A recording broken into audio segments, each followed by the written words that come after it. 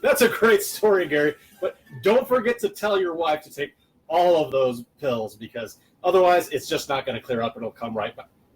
Oh, hello there, and welcome to the BG Reynolds Tiki Bar live. Welcome to my basement bar here in sunny Portland, Oregon, where I have not put quite enough work into it just yet, but give me time. It'll work out. Welcome to Tiki Bar Live.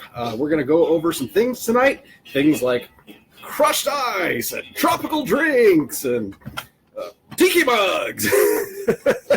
All sorts of fun stuff. And I would love to... Hey, Parker.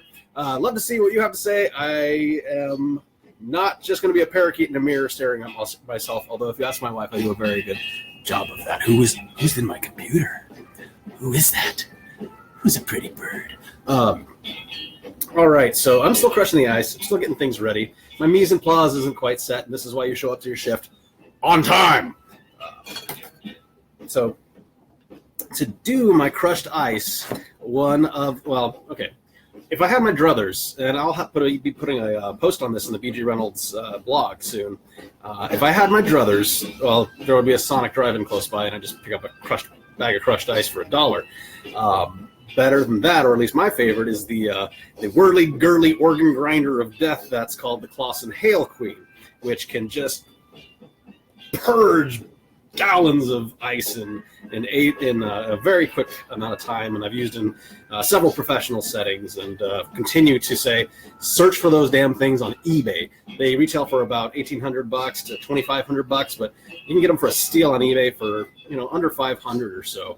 And not great for your every night, but definitely for like big parties. If you happen to have 150 odd people coming through Tiki Bar because you're part of TikiCon or the Northwest Tiki Bar Crawl, that is very, very useful.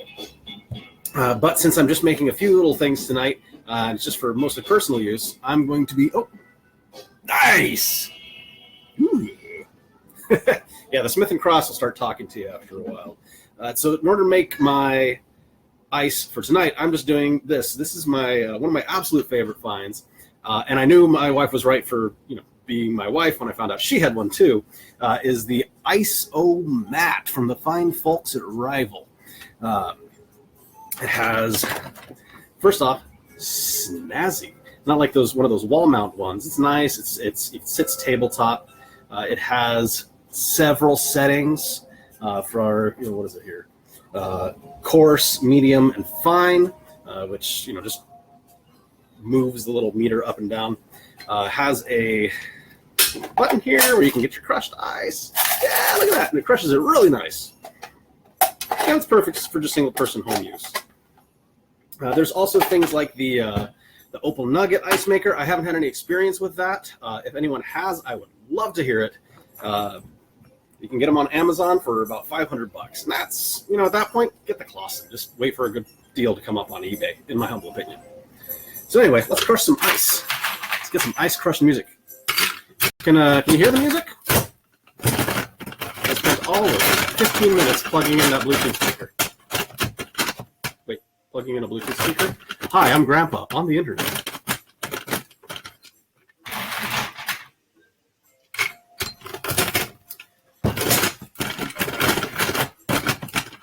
Okay, it does require a little bit of finesse and strength. Yeah, see, that's the thing about these Pro Ice machines. I used to have one of the wearing ones, and it just wasn't first off, the quality. I'm a stickler about how the ice comes out. And it just wasn't right. And I just have a personal vengeance against things that put, stainless steel coloring all around and call themselves pro grade. I'll give you a clue. If you're not buying it at Restaurant Depot or off of Webster store, it's probably not pro grade. If it comes with 500 billion bells and whistles, it's probably not pro grade. If you wanted something that came from a diner in the 1950s and is still alive today. In fact, I actually have something fun I'll show you. All right. Woo! I think we got enough for right now. Got a little overabundant. Okay. So I wanted to show you that super cool. Like I said, stuff that survived from the 50s. And this is, totally different thing. This is a spindle mixer. We all know the classic spindle mixer, which, if your tiki bar does not have one, you are wrong.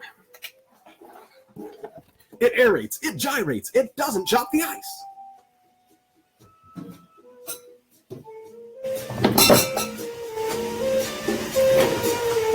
Ooh, yeah, there we go.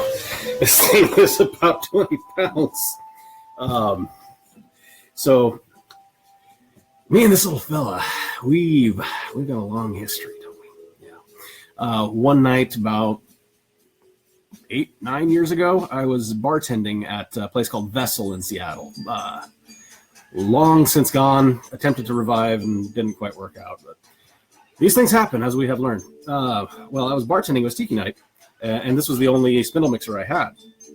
I'd gotten off of eBay, and eBay or a little vintage store. Anyway, absolutely loved it, and didn't realize that the electrics from machines in the 40s and 50s wasn't necessarily grounded.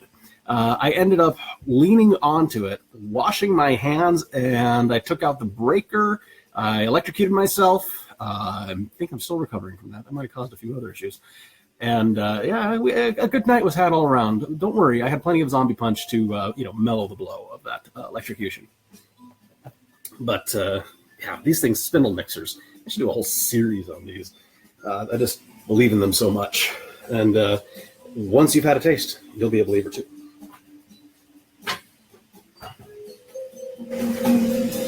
So where was I? Crushing ice. What am I crushing ice for? I've already got a cocktail. Anybody out there want to see me demonstrate a particular drink? If not, I've got some fun experimental stuff and things I'd like to show off. It's nothing manlier than drinking from a straw. A little ass face. Ceramic face. Thank you. Let's get some mixing. What do you say, Parker?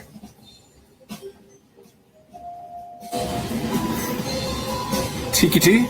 How do they get their ice? Pellet machine. I couldn't verify. I've only been there several times, but there are various grades. Once you start getting into like the commercial ice machines, there are many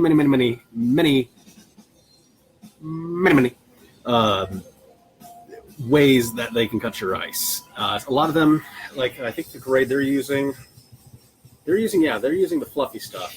That is shaved. That's more of a shaved. Most of the times you'll get things like pellet ice or that kind of what's called fish ice, what the meat packer puts a fish over. That's usually pretty good ice, and that's kind of like what you're going to get at Sonic. It's not chopped. I think it's formed that way, but don't quote me on that. Flake ice, yes. There aren't any great home flake ice machines. There's the Snoopy snow cone machine, I think, is probably your best bet, but it's not necessarily great for high volume establishments. Again, if you're going with, if you want something that's going to, put out a lot of output, you're going to want to get something for a commercial establishment. Yeah. Foam. The foam in the spindle makers, because that's the thing about the spindle machine. It aerates the hell out of stuff. So if you're putting in things like pineapple, passion fruit, guava, they have these enzymes that seem to just maintain the bubbles. Or, of course, any products containing like a xanthan gum or something, they'll capture all that air, and that's what gives great tropical drinks that like fluffy mouthfeel that's so nice. Rick, you're asking about a Navy grog. Oh, that's a drink I haven't put together in a while. Let me think. Oh, yeah, it's delicious. Unfortunately, I'm out of grapefruit right now.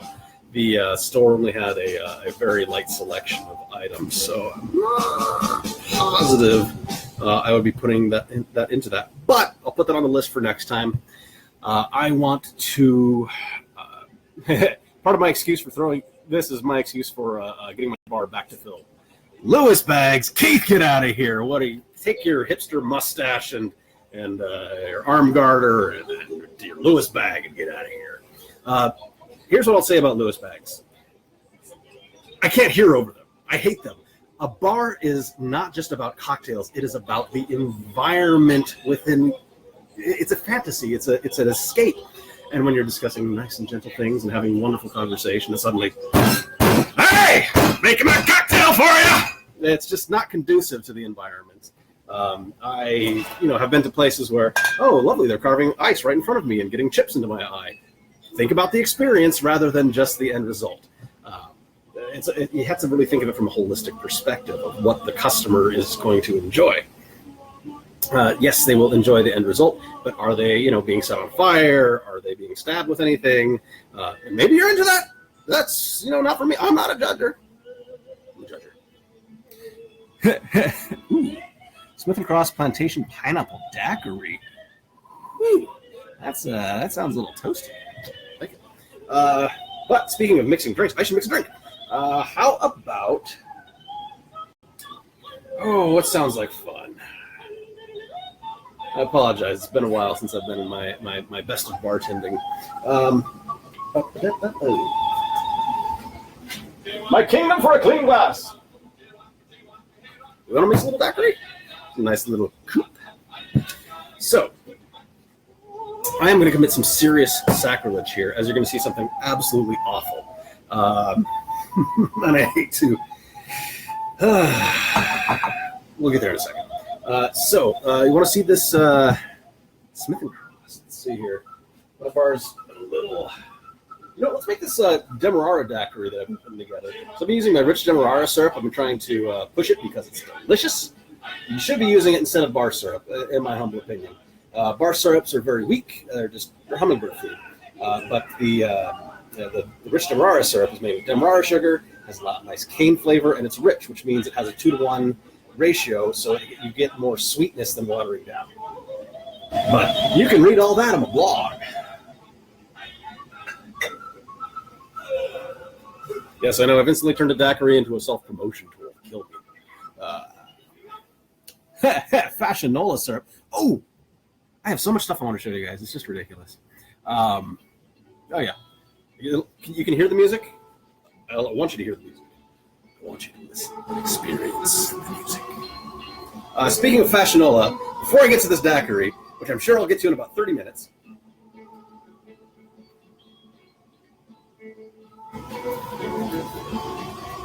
lids fall off in this one.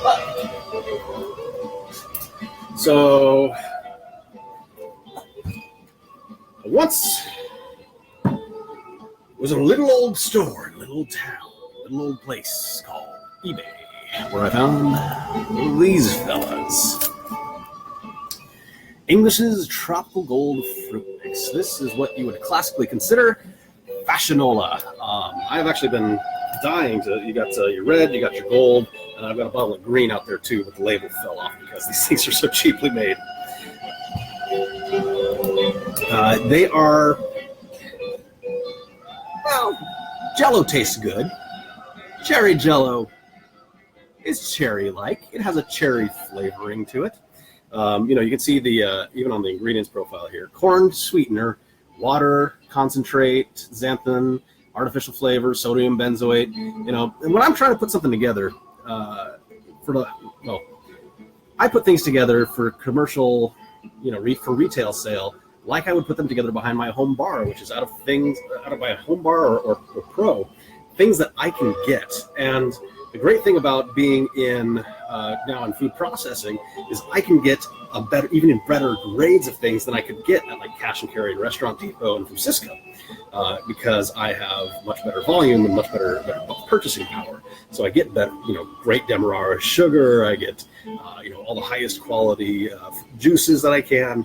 It's it's a great place to be, and it's much, I don't have to put in any sodium benzoate. Try to stay Whole Foods friendly.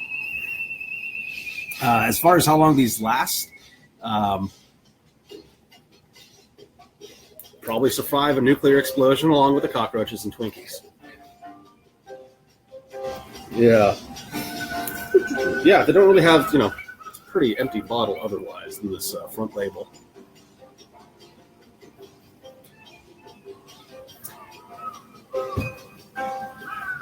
Yeah, that's a sodium benzoate. It's an amazing preservative. It's also, like I say, it's not on the Whole Foods approved list.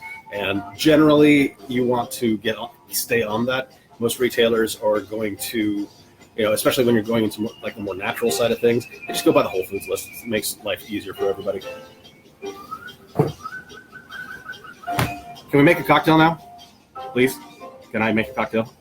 I'm so thirsty. Oh wait, I had a drink.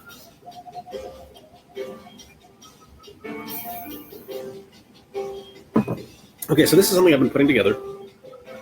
Demerara daiquiri, including a little bit of sacrilege. So, with the Demerara daiquiri, you're going to want to start with Demerara rum. I use the Eldorado 5 because it's the cheapest. Well, cheap and quality. You always have to balance the two. That's part of the perspective of running a commercial establishment is practical. You have to, I would love to pour $50 bottles for everything, but the costs of the cocktails would be prohibitive to people coming in and enjoying themselves and not going bankrupt. You splash a rich Demerara syrup. I like to use syrup as the second ingredient. Sometimes the first ingredient. There's an IBA standard list, International Bartenders Association list of standards, which is essentially you go by your cheapest and last. But what I like to do is, because if I'm going to use a sticky syrup, I like to clean it out with something after that. It's just a funny way. Every bartender has their little thises and that's. So. That's there. And then here's where the sacrilege comes in. I'm going to use a canned lime juice. This stuff is actually, so I love lime. I hate squeezing it. It's just a thing.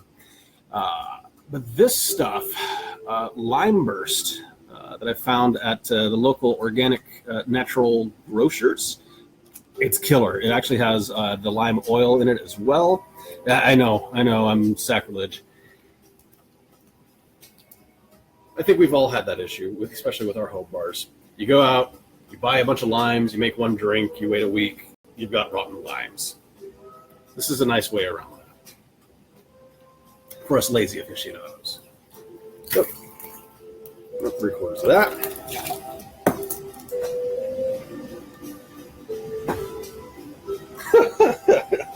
I'm breaking all my rules here as I go grabbing for a bag.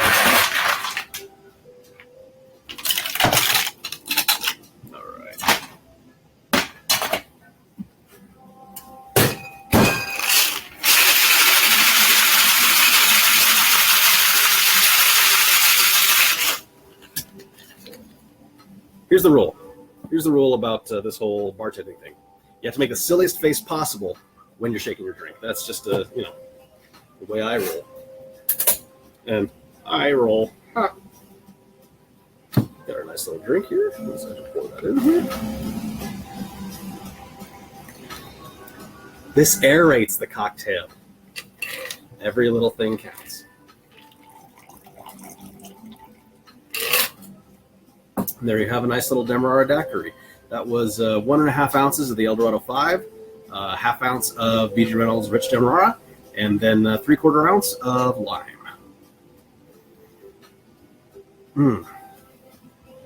That is sublime. It's definitely very, very well balanced. It's a great flavor. The lime juice, of course, it's not squoze, right? Squoze? Is that present tense? But it does the job very well. Hey, John. John, how did I discover this was what I wanted to do? First, I want to say, have you seen this? It's amazing. No, but really, when I first got into tropical drinks, so I started off getting into cocktails and bartending. I was... well, okay, let's go back way in the Wayback Machine. When I was 19 years old and chugging Jägermeister, I enjoyed it. I had a great time. I was keeping up with my peers. Something was missing. Something, a little dash of refinement and enjoyment. Disneyland, really. So I had met up with some friends. I met these new friends actually at the event where I was drinking all this Jägermeister. And in a former life, I used to throw network gaming parties. And these friends introduced me to the world of Tiki. They had just picked up Intoxica or Grog. I think it was just Groglog at the time. And they had set up kind of a little Tiki-ish bar. And I was just enthralled from day one.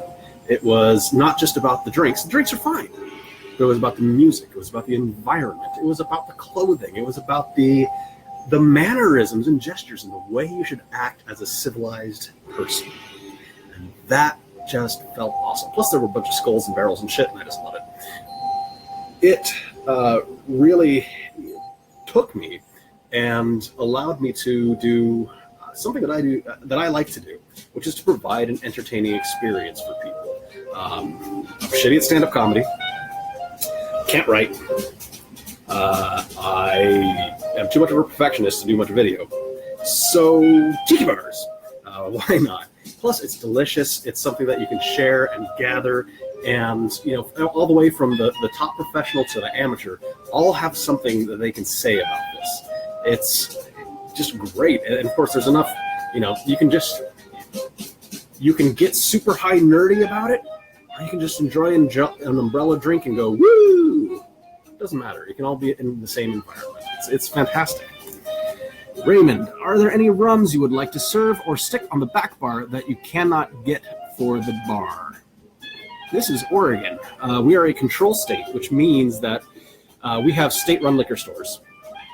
Now, what's called the OLCC, the Oregon Liquor Control Commission, acts as the sole distributor in the state. The good news about this is we don't have to pay sales tax. The bad news is bars in Oregon actually only pay 5% lower than retail, which is ridiculous. Normally, in any situation, you're going to anytime you're running a retail establishment, you're going to be selling things, you're going to be purchasing at wholesale, which is usually about 35% less or 50% less than what you're paying on the shelf. Because at a retail store, what you're doing is you're paying for the convenience of purchasing there. The idea that we're paying 5% less is you couldn't run a business on that 5% margin, which is why cocktails are so popular, because if you're just trying to serve shots at that cost, it's just not feasible. And then still pull a reasonable cost. So that's why most of your shots are expensive, it's ridiculous. Anyway, we're getting on what I would like to get. Oh man, I have been a little stuck in my rut. But it's such a delicious rut that I just enjoy it. And that is Karuba, which it goes into about everything I make. Oh, of course. I'd show off the old bottle, but Lemon Heart 151. I'm not going to crack this thing open for another decade or so. And then something I've actually kind of fallen in love with alongside.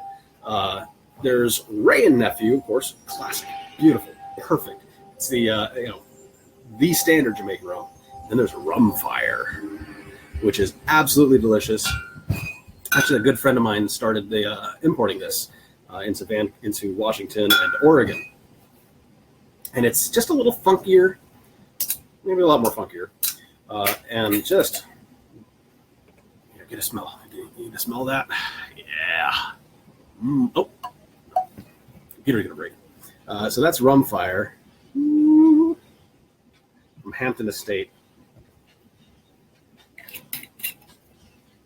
And it's a solid Jamaican rum. It's not full of weird flavorings and all sorts of stuff. It's made with traditional style. Hampton Estate is very well respected.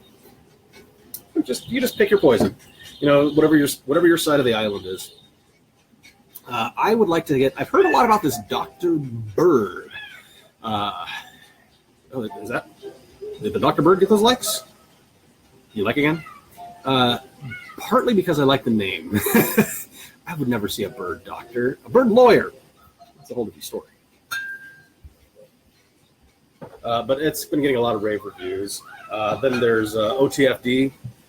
We've actually got that in state now, and that seems to be making the rounds just about everywhere. something that I've actually, I'll introduce you to something that it's Oregon local. That's made actually in Guatemala. But Magdalena from House Spirits. I was part of the testing committee on developing this. I helped. Okay, I drank a lot of drinks, but it's really tasty, really enjoyable. It has that ethanol banana note to it that just makes it.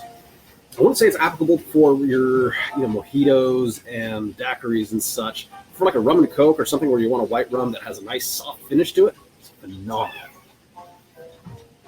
Ooh. Raymond, why do you think the whole place smelled like soy sauce? Is that their secret ingredient? Because we all got our own secret shames.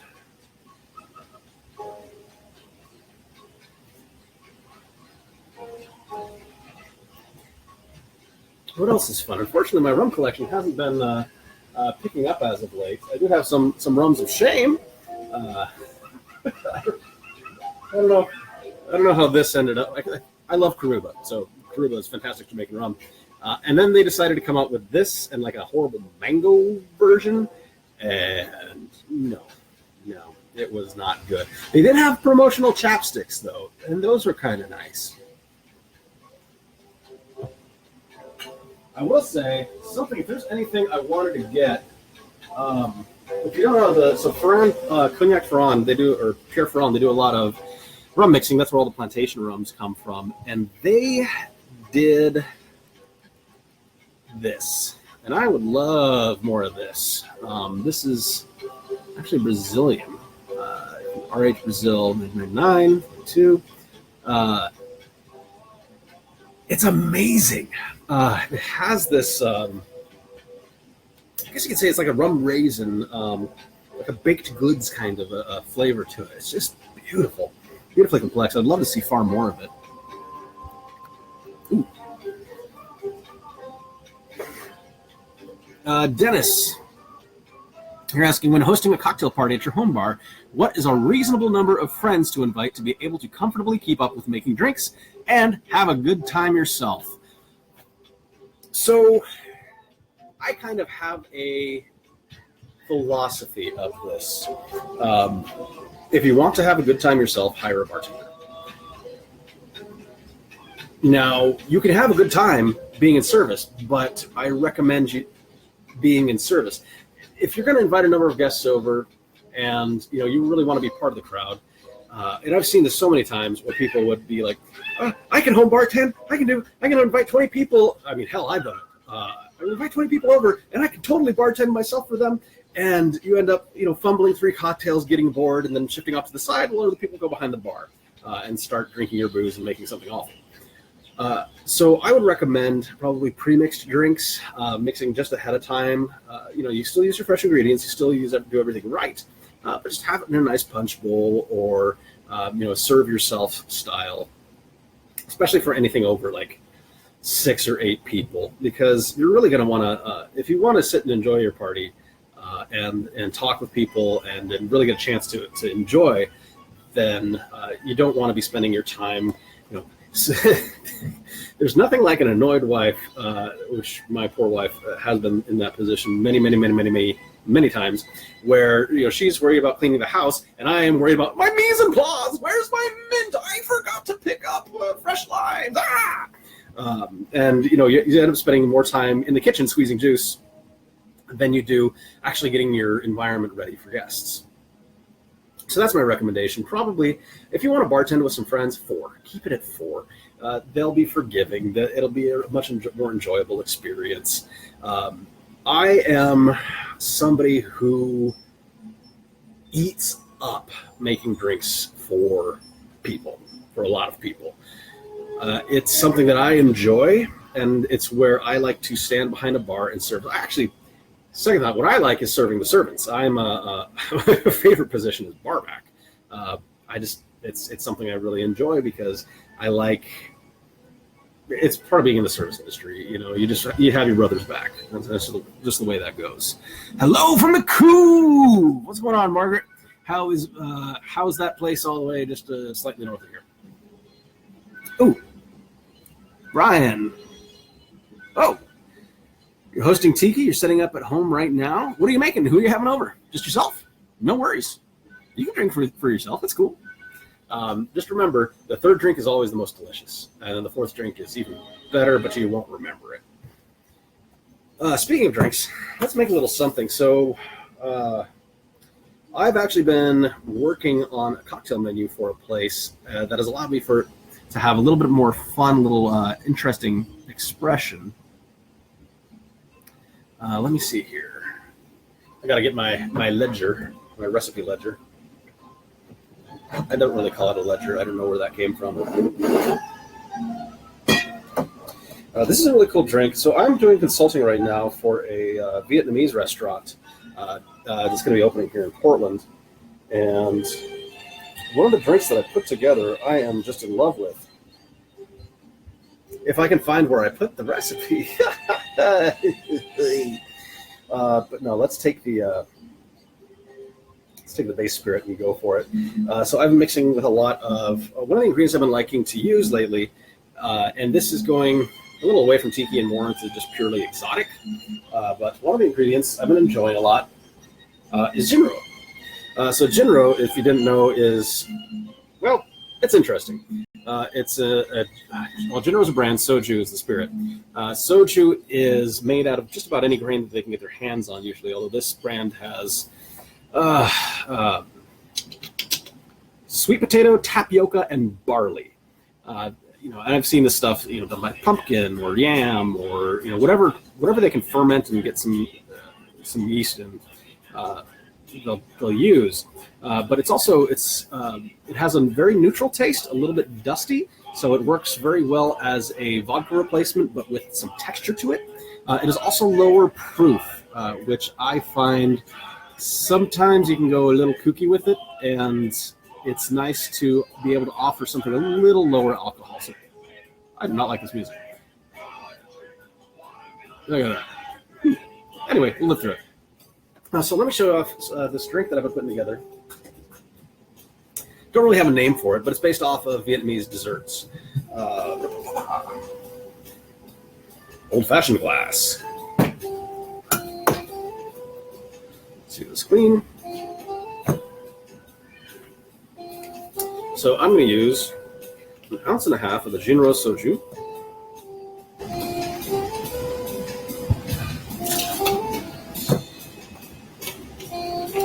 So one thing I dislike about home bars is having to recap everything as you go. I'm actually using 3/4 of this. This is the apricot, the Giffard apricot. It's delicious. These, if you haven't had the Giffards, they're luxurious, they're juicy, they're just fresh. About 3/4 of that. And then ginger syrup.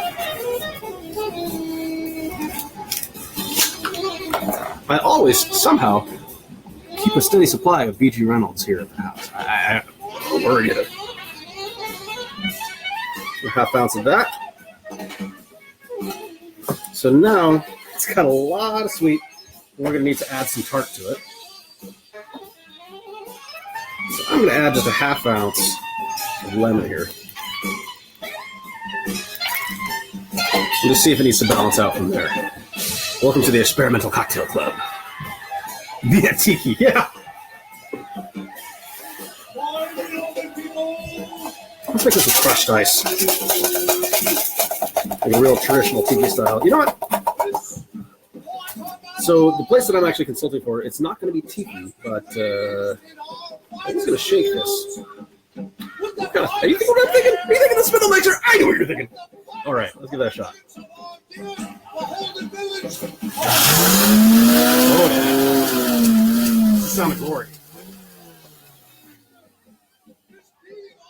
So, how could I forget? This is a little, I always keep a little eyedropper full of herbs on. It's just so much easier to apply. 1, 2, 3, 4, 5, 6 is the standard. Give that another little whiz. Pour in the cup.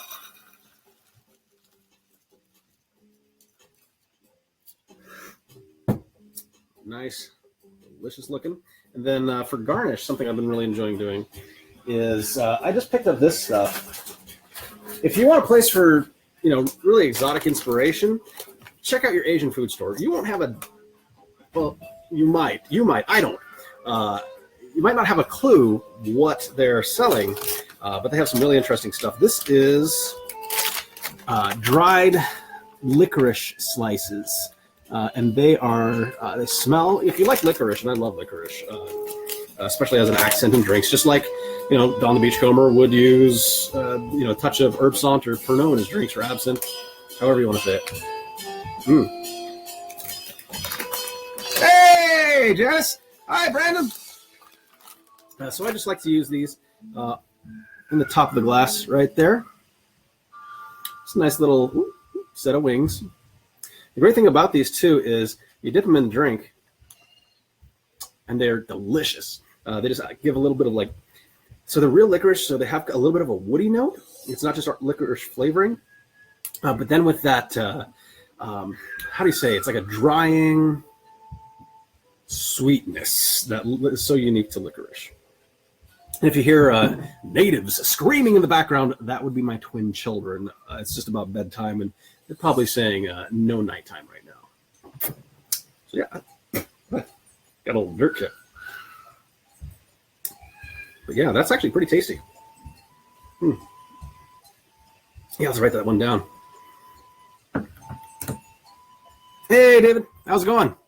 Oh, I was jealous of something that you were looking at, but we have the same nerd interests, so yes. So what else would you like to see here at the PG Reynolds Tiki Bar? There's something fun.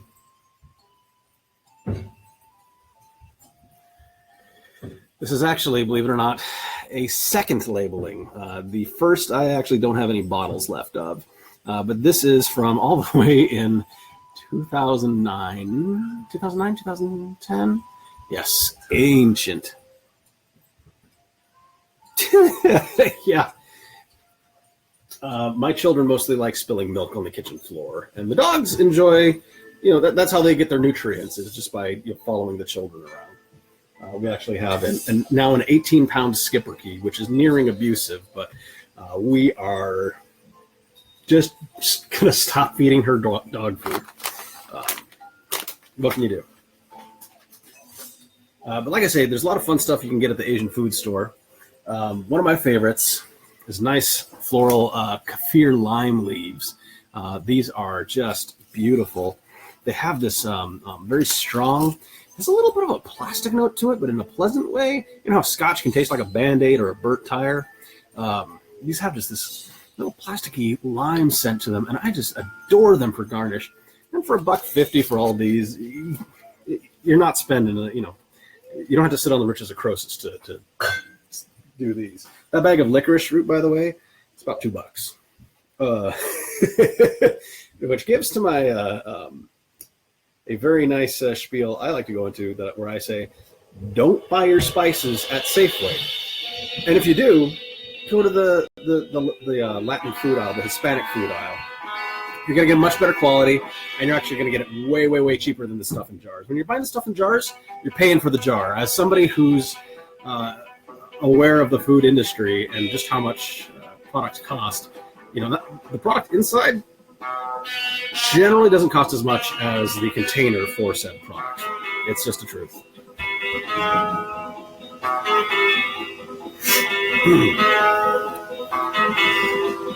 Are you enjoying the music?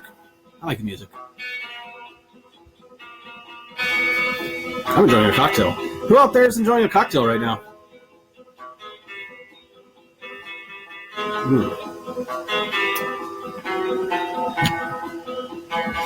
Well, all right then. Yeah, I know. This is soda water. I'm just thirsty. Something I've been advocating the use of recently. Unfortunately, you're seeing me not using them, but paper straws. These things are super, super cool. They're from a company called Aardvark. And they do not only They not only do like paper straws, like a few different kinds of paper straws, they can do custom paper straws. And as you know, with a Tiki bar, you should just slap your label on everything in there. As I always say, if the customer wants to walk away with it, make sure they pay. Raymond, working on any new syrup or mixer prototypes for BG Reynolds? I've got, right now with the syrups, I'm kind of in a holding pattern. It's Q1. Q1's always the weakest. Funny how people aren't drinking tropical drinks in winter. I call that BS on that. But once things turn around a little bit, I've actually got some.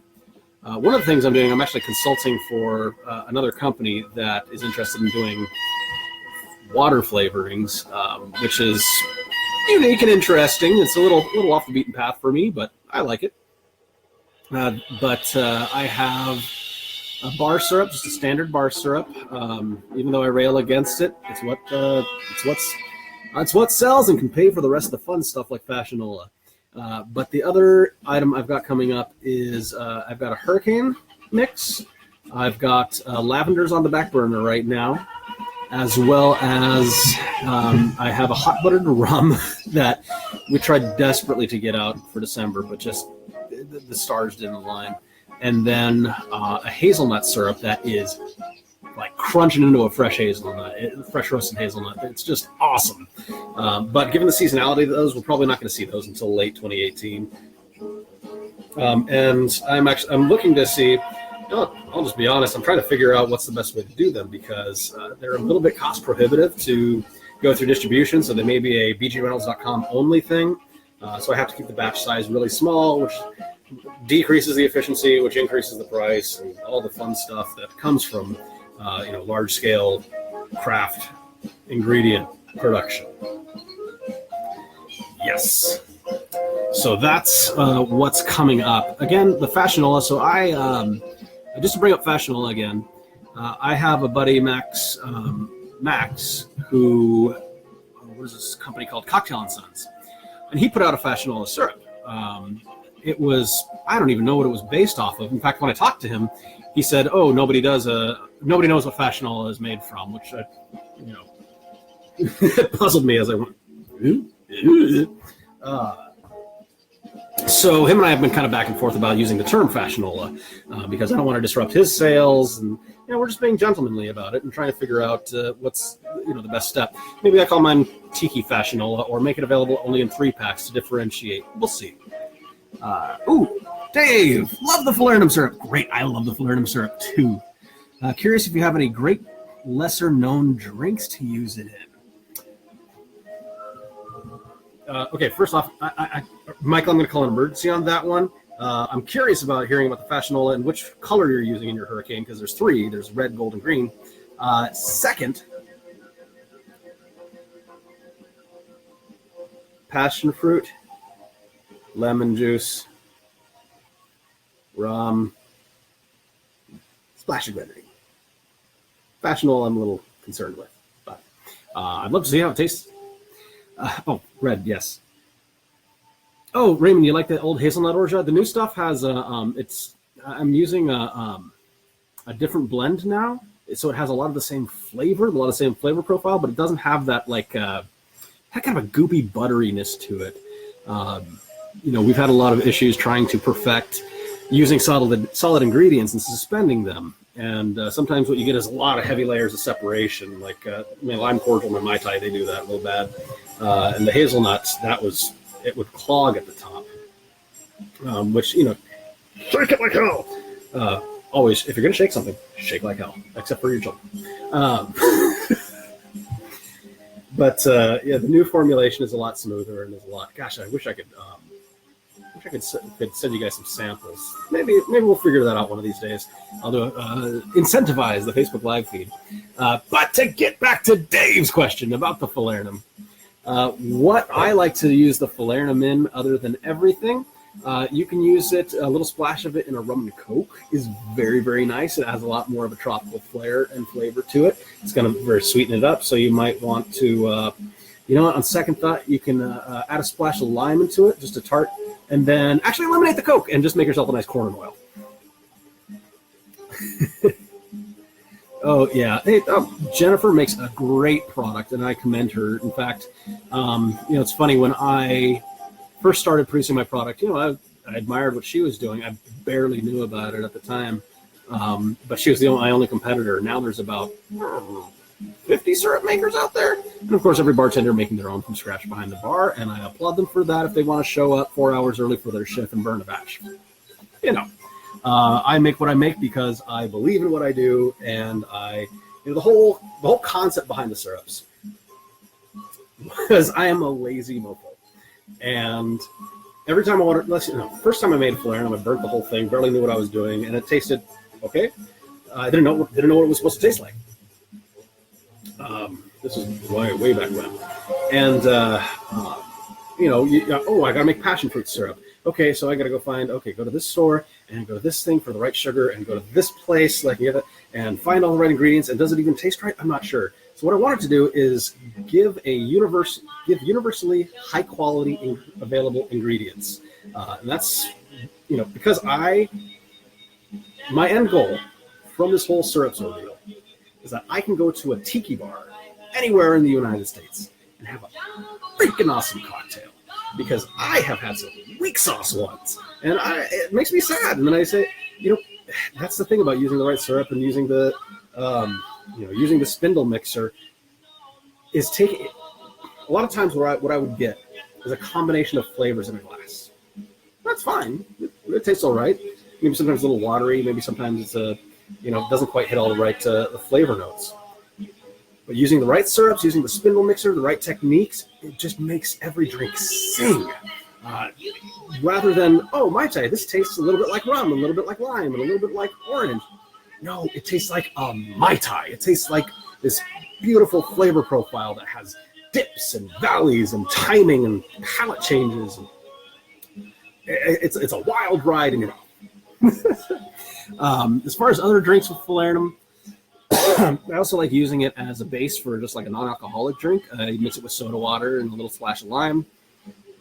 There's a Royal Bermuda Yacht Club cocktail, which is a classic Trader Vic. It was in the Trader Vic. Where's the damn thing? The bartender's guide? I think it was in one of these suckers here.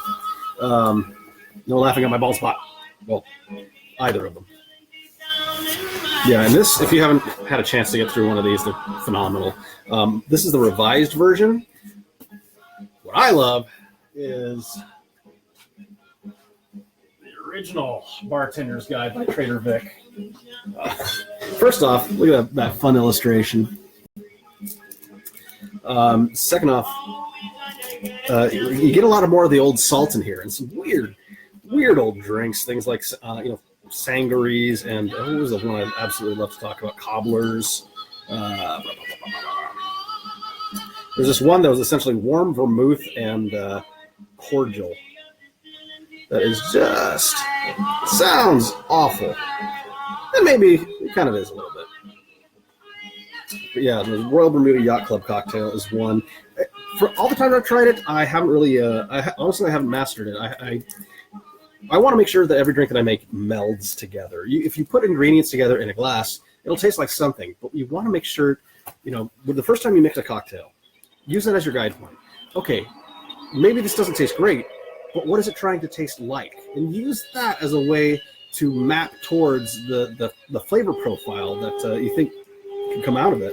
One of these days I'll actually write that down and try to figure that out.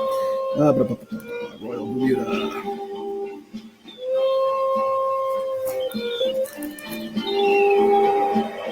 We look in a book. So Royal Bermuda Yacht Club cocktail here. We got Barbados rum, fresh lime juice, falernum, and a dash of Cointreau. Let's make that happen. Want to make that happen? I think we should make that happen.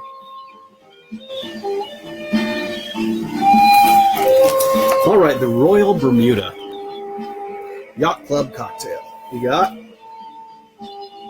got somebody who needs a bookmark. All right, 1.5 Barbados rum. All right, clean enough.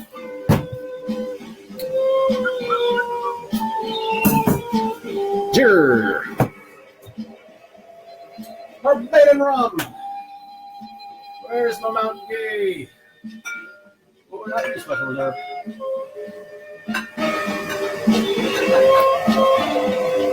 Old man looks for rum. News at 11.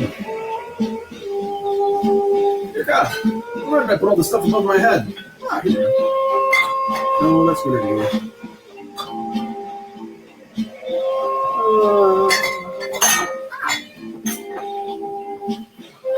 I'm making a smashable rum here. Barbados. Yeah. So we got the Plantation 5, which is awesome. Pretty much anything with Plantation on it. It's just going to be delicious. So we got 1.5 ounces Barbados rum. And I spilled rum on the book. That makes it official. Half lime, quarter falernum.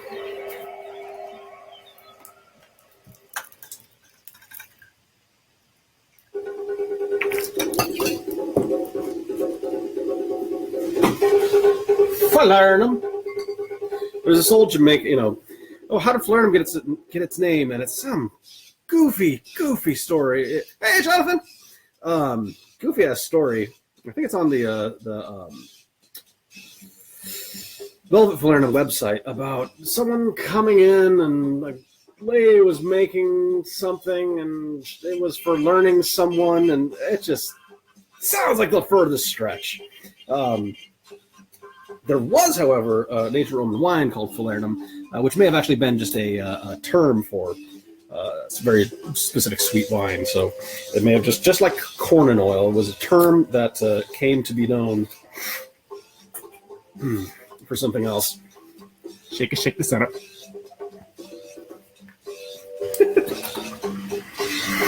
As long as those war crimes are in code with the Geneva Convention. So using B.G. Reynolds falernum. Ha!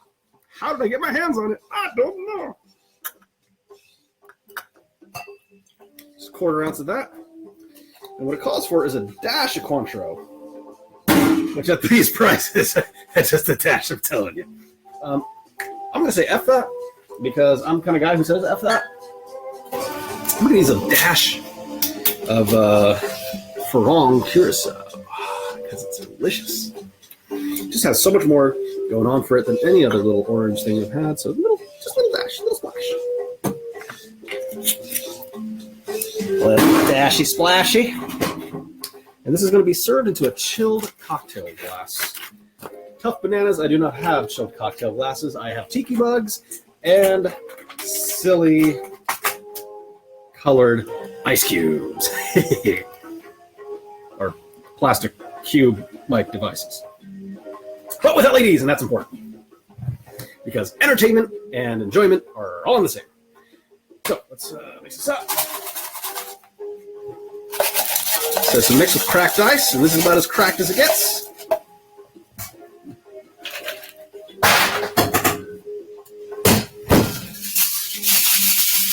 Oh, how could I forget my order of operations? I'm feeling a human being, am I? All right. Doesn't really need that much shaking because you're using cracked ice, so you're going to get a lot quicker dilution, a lot quicker cooling. Royal Bermuda Yacht Club. And B.G. Reynolds review.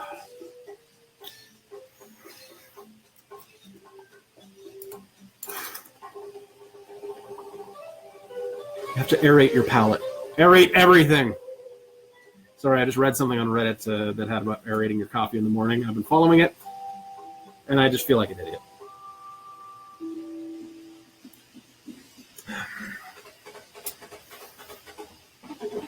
So here's what I'm going to say about this. It is a little overwatered, and that's probably because I overshook it with the cracked ice, and that may have had a little extra water in it too. So be it, it's fine. Tasting through the wateriness, because with the wateriness, it's going to start lacking texture. Tasting through it, it has that strong lime. The Barbados rum is not a, hey, how's your tongue? I'm Barbados rum, like a heavy Jamaican.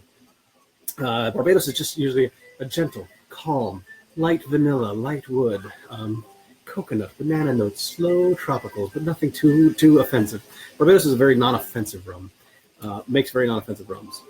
So it doesn't speak heavily to the rum. I personally, it only has a quarter ounce of falernum. I would amp it up a bit. I am also a texture junkie and a spice junkie. So that's just for my palate. Probably the same with the dash curacao. So probably up the falernum to, let's say a half ounce. You don't want to go too crazy with it, or else it's going to start getting too sweet. And then for the same with the fronds, probably just a full quarter ounce or so.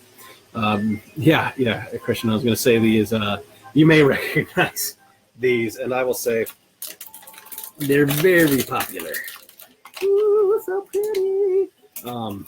In fact, so popular, my children have been using them as play toys, and I have to tell them, no, Daddy puts them in cocktails. You know what I'm going to show? You know what I'm going to show? Other than this delicious Royal Brewed Yacht Club. So what I was trying to say when I'm going over my thought process behind mixing the drinks is make them good. Don't just accept the recipe as it's given. That's something that, there's cries of authenticity. There's cries of, well, is it authentic? Yes, but it may be perfectly authentic. Is it good? And that's always something that I struggle with when I'm trying to, take classic recipes and build them for the modern palate. I'm not somebody who says, everybody has to have everything totally sweet because, of course, what's the number one thing you hear in a bar? Nothing too sweet, which really means nothing cloying and nothing too unbalanced. Proper tiki bar, you're making nice, balanced cocktails. It's better as time goes on, though. Let's show off some fun stuff, though. Let me just take the escalator down.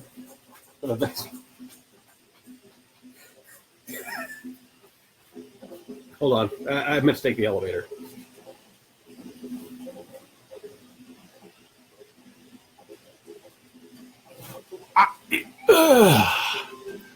Word, man, Christian. That's exactly what I'm talking about.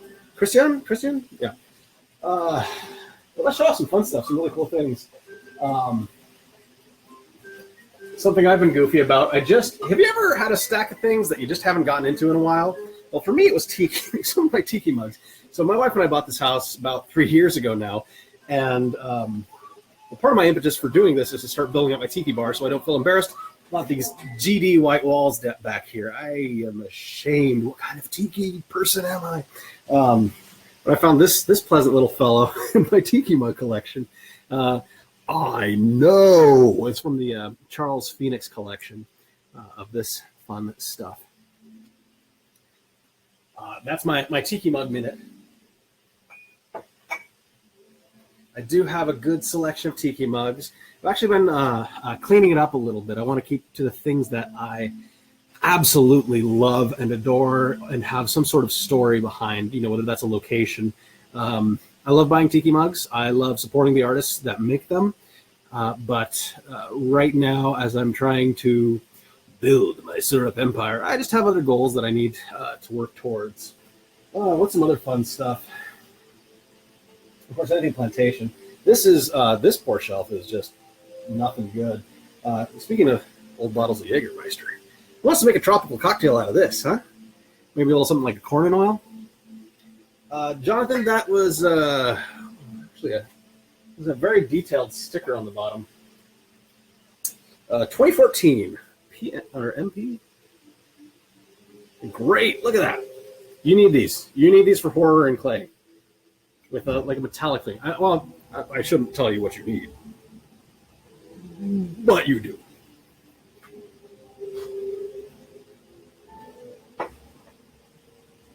Just like my official BG Reynolds products. I should have a little gold seal. People like gold seals, right? That's why you pay for the cocktail contests and stuff, the number one ingredient contests and such.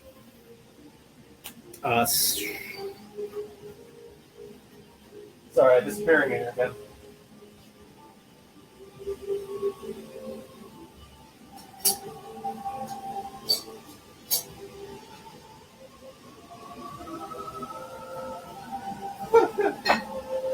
Speaking of supporting your local artists, or not local artists, your holidays will not be the same once you've gotten your hold of one of these little fellas. This is an ornament.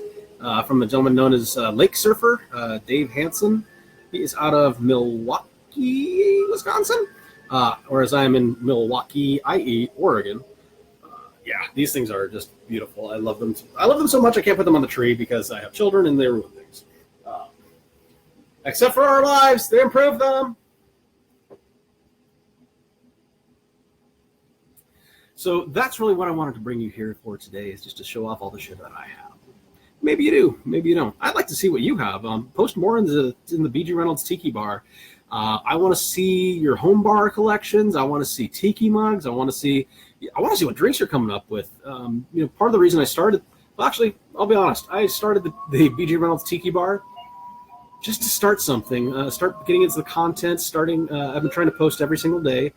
Feel like I've been successful so far. But I really want to get some content generating and really get some excitement going behind the brand. After a few years of having the exact same products and kind of the exact same customers, I'm looking to generate a little more fun, a little more vivacity, a little more content, and I am more than thrilled to share the love. And if you're thinking of building some cocktails or you've got some things and ideas in mind, and you want to pass them by to me, I'll shoot you a bottle of syrup. Sure. I want to make sure we're doing something nice. But yeah, shoot me a message or make a post in the group if you're doing something awesome. Maybe I'll send you a bottle. But the time is wrapping up, and this time coincides with my child's bedtime. So happy wife, happy life.